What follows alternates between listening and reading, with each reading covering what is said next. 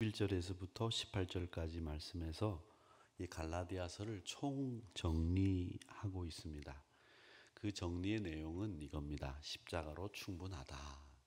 할례 받지 말라. 이 말씀이 총 정리 내용의 주 핵심입니다. 바울은 이 할례를 가르치는 사람들이 무엇 때문에 예루살렘에서 이 갈라디아 먼 곳까지 와서 그런 가르침을 주었는지 고발하고 알려줌으로 해서 저들에게 속지 마라, 이걸 신신당부하고 있습니다. 오늘 말씀에 보면 바울은 제일 먼저 11절에 이렇게 큰 글자로 쓴 것을 보라, 이렇게 이야기를 하고 있는데, 물론 바울이 노년에 눈이 잘 안 보였다고 하죠. 그래서 로마서도 베베 집사가 대피를 했다고는 합니다. 그런데 이 큰 글자로 쓴 것은 강조하고 꼭 유념해서 보기를 원하는 마음에 큰 글자로 썼을 겁니다. 거짓 교사들에게 할례 받으라고 하는 그 가르침 받지 마라. 이 가르침을 받는 이유는, 그 사람들이 할례를 받으라고 이야기하는 이유는 십자가 때문에 예수 믿는다는 이유로 박해받는 것을 피하려고 하는 것이다 라는 것을 이야기합니다. 12절에 보니까 육체의 모양을 내려 하는 자들이 억지로 너희에게 할례를 받게 함은 그들이 십자가로, 그리스도의 십자가로 말미암아 박해를 면하려 함뿐이라. 예수 믿는다는 이유로 박해당하는 거 피해 보려고 할례 받아라. 너희들 유대인들이 할례 받기를 원하고 있으니 그 할례를 받으면 너희들 핍박 면할 수 있다, 이렇게 가르쳤다는 겁니다. 유대인 그리스도인들, 저희들이 지금 히브리서를 주일날 보고 있는데 이 유대인 그리스도인들이 초대교회에는 가장 문제였어요. 이 사람들이 유대인의 전통 속에서, 율법 속에서 잘 자라왔지만 그 전통과 그 율법 속에서 헤어나오지를 못하고, 하나님이 우리를 얼마나 사랑하는지, 예수님이 우리를 위해서 십자가 지신 것이 얼마나 큰 일인지 이걸 깨닫지 못한 채로 그냥 이 바울과 주변에 있는 사람들로부터 예수 믿어야 된다라는 이야기로 예수 믿기 시작했다가 박해가 시작이 되니까 그만 그 자리에서 믿음을 버리는 일들이 아주 비일비재하게 일어나고 있었다는 겁니다. 이런 사실을 바울은 누구보다도 잘 알고 있었어요. 왜? 바울이 핍박자였거든요. 바울이 자신이 잔해자였지 않습니까? 스데반이 죽을 때에 겉옷을, 돌을 던지는 사람들의 겉옷을 들고 있었기 때문에 누구보다도 핍박하는 그 사람들의 심정을 바울은 잘 알고 있었기 때문에 이 바울이 이렇게 이야기할 수 있었는데, 일반 유대인들이 예수 믿는 유대인들을 핍박하는 가장 큰 이유는 뭐였느냐? 더러운 이방인들과 교제한다는 거예요. 예수 믿으면 다 한 형제요, 한 가족이기 때문에 그 사람들과 어울려야 되는데 그 이방인들이잖아요. 그 사람들과 어울리는 것에 가장 불쾌감을 느꼈던 사람들이 유대인들이었다. 그래서 그 핍박을 감수하려고 하지 않고 핍박을 피하기 위해서 교회 안에 들어온 이방인들을 유대인이 되게 하면 되지 않겠느냐, 그렇게 생각을 해서 이방인들에게 할례 받아라, 율법 지켜라, 이렇게 이야기를 했다는 겁니다. 여러분, 우리가 분명히 알아야 될 것은 신앙생활 하면서 고난이 두려우면 이 신앙을 잃는 방향으로 갑니다. 이 고난 앞에서 맞서서 싸울 수 있는 용기가 있어야 신앙을 제대로 지킬 수 있는 거지, 이 신앙을 내가 지키기 위해서 고난 앞에서도 담대하게 나가야 되는 거죠.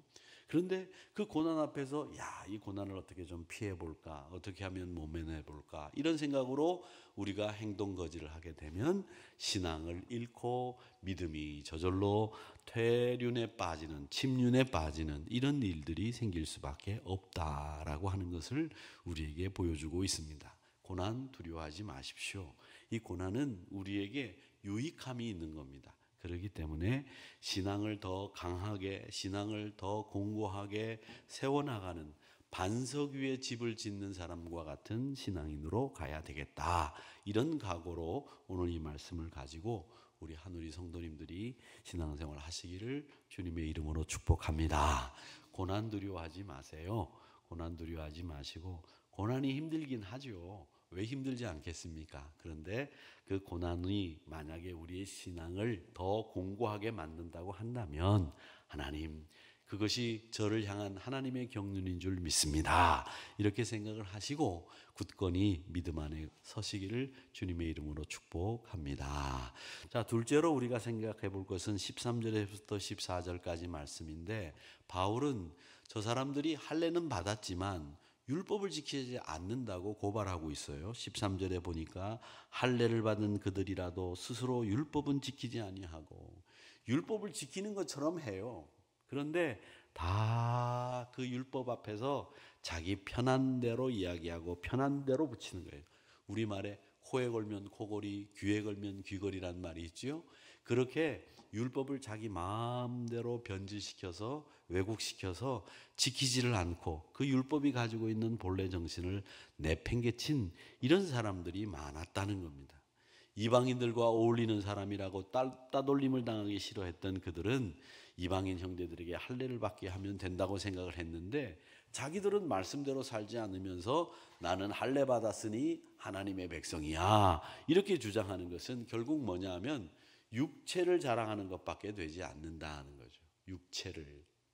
여러분, 우리 육체를 자랑하지 말고 우리의 직분을 자랑하지 말고 내 신앙의 경륜을 자랑하기보다는 하나님 앞에 십자가를 자랑하는 것이 우리 신앙생활의 가장 본질이라고 하는 것을 기억하시기를 바랍니다. 그래서 십자가를 자랑하고 십자가를 늘 흠모하는 우리 믿음의 성도들이 되시기를 주님의 이름으로 축복합니다. 그러니까 율법을 지키는 순종이나 거룩함이 없는 거예요. 그냥 자기 육신을 따라 자기 직분을 자랑하고 자기가 가지고 있는 능력을 자랑하는 이런 일들을 하는 것밖에는 되지 않았다. 그러니 이 십자가의 능력을 믿을 리가 만무하죠. 십자가의 능력보다는 자기의 능력을 자랑하고 자기의 권세를 자랑하고 자기의 지위를 자랑하는 이런 사람들이 넘쳐났다는 거죠. 초대교회도 그랬습니다. 그렇기 때문에 우리는 우리의 능력을 자랑하기보다는 십자가의 능력을 자랑하고 이 십자가의 그 모습을, 우리를 위해 피 흘리신 예수님의 그 십자가를 우리가 흠모하는 우리 믿음의 성도님들이 되시기를 주님의 이름으로 축복합니다. 자, 그 다음에 15절에서부터 18절까지의 말씀의 내용은 뭐냐면 여기서 제일 중요한 말이 나옵니다. 그게 흔적이라는 말이 나옵니다. 흔적. 여러분, 이렇게 상처가 나서 이렇게 아물게 되면 상처 이후에 그 상처가 난 이후에 그 아문 자국들이 남잖아요. 그렇죠? 예, 그런 자국들이 납니다. 저는 어릴 때 뒤에서 사람들이 창룡이 잡아라 그래가지고 막 도망을 가다가 유리창에 꽝 얼굴을 받았대요. 1살 정도나 2살 정도 때.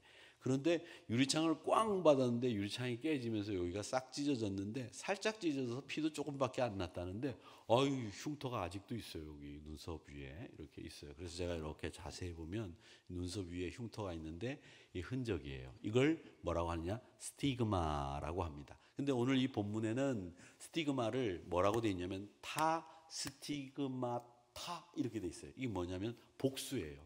그러니까 우리가 예수의 흔적들을 가지고 있다 이 말이에요.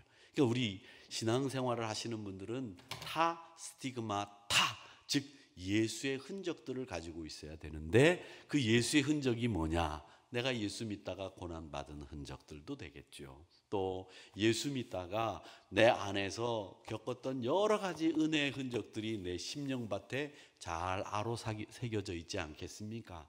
그게 다 예수의 흔적들이에요. 특별히 여러분들 지금도 예수님의 흔적들을 여러분 심령 속에 꼭 가지고 계시기를 바랍니다. 그 십자가의 흔적, 그런 것들을 가지고 있어야 우리 신앙의 자긍심이 굳건히 생긴다라고 하는 겁니다.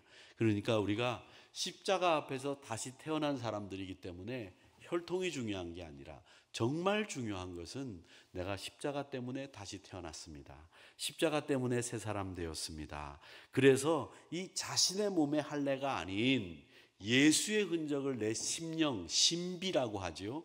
이 마음의 비석에 잘 새겨 두어야 하는 것이 예수의 흔적이라는 겁니다. 그래서 이 예수의 흔적이라고 하는 말을 쓰고 있는데, 이 예수의 흔적이라는 말은 매맞은 자국도 되겠죠. 또 예수의 흔적은 예수님이 십자가에서 창에 맞고 또 찔리고 또 채찍 맞았던 그런 흔적들이겠죠. 그런 흔적들이 우리 성도들의 마음의 비석에도 잘 새겨져 있어야 된다라고 하는 것을 이야기하면서 바울은 자신에게 이야기합니다. 뭐라고 얘기하느냐면 내 몸에 예수의 흔적을 지니고 있다, 이렇게 얘기를 하면서 내가 예수의 흔적을 가지고 사는 사람입니다, 이렇게 얘기를 하면서 할례가 중요한 게 아니라 율법을 지키지도 않는 그 할례 소용없습니다. 정말 중요한 것은 내가 그 예수로 내가 변화받았다고 하는 분명한 흔적이 나에게는 자랑거리입니다 라고 이야기를 하고 있는 겁니다.